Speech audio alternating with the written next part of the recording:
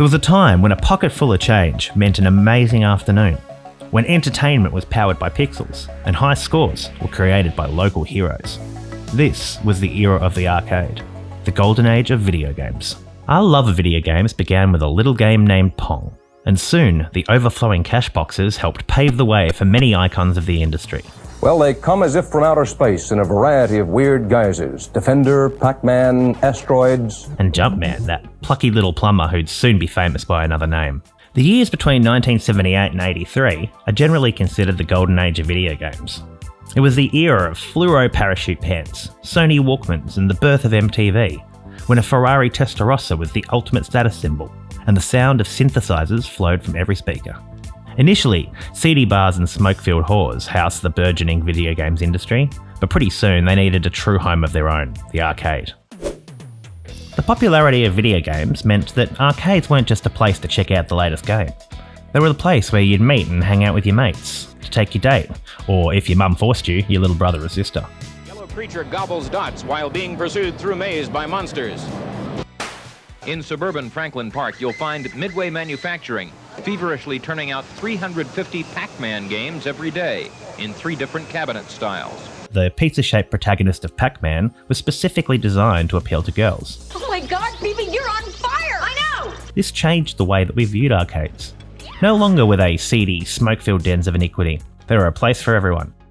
The Golden Age was a period of technical innovation. Driving games had steering wheels and pedals, and even hydraulics that jolted you around as you swerved or crashed on screen. Vector graphics in games such as Tempest and the classic Star Wars arcade cabinet wowed players with their crisp lines and faux 3D art style. Video game manufacturers in the 1970s didn't have the luxury of butter-smooth graphics or giant quad-core processors. They were limited by the humble pixel, a big, blocky thing that could be seen from the other side of the room. When it came time to design typography and lettering, they had to think in terms of squares. The result? An entire generation of arcade fonts were born. The most influential font is called Atari Quiz Show, and you've probably seen it thousands of times, usually in the form of Game Over.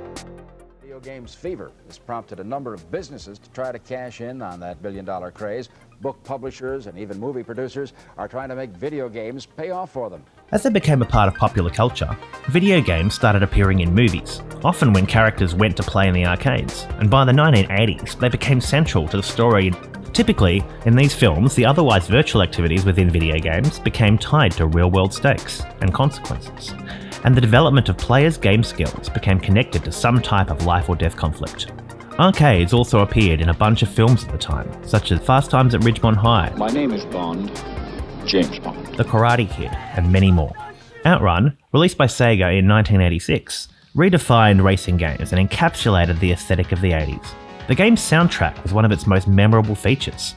It blended 80s arcade synth with Latinesque beats, and players could select tracks to race to, creating a personal connection between the player and the soundtrack. Inspired by the game, French electro artist Kavinsky named his debut album Outrun, which also happens to feature a Ferrari Testarossa on the cover. Kavinsky is most known for his notable synth-pop sounds, inspired by 80s arcade games. His song Nightcall was featured in the Ryan Gosling vehicle Drive. Director Nicholas Winding Refn is often drawn to neon, hyper-saturated visuals, reminiscent of the vaporwave aesthetic. The TV series Stranger Things heavily incorporates synthpop into its audio soundscape. It features a scene with Dragonflare, the 1983 arcade game most famous for its graphics and eye-watering difficulty. Another reimagining of the era can be seen in the Black Mirror episode San Junipero.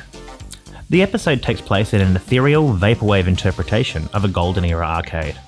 We see the main character playing games like Bubble Bobble and Pac-Man.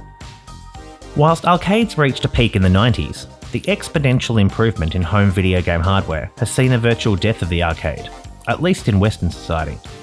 However, places such as Akihabara in Tokyo continue to show an ongoing fascination with the arcade, with a whole city block dedicated to capsule games and the brightest and shiniest new arcade technology. While the golden age of the arcade may have come and gone, its impact and influence on video games lives on.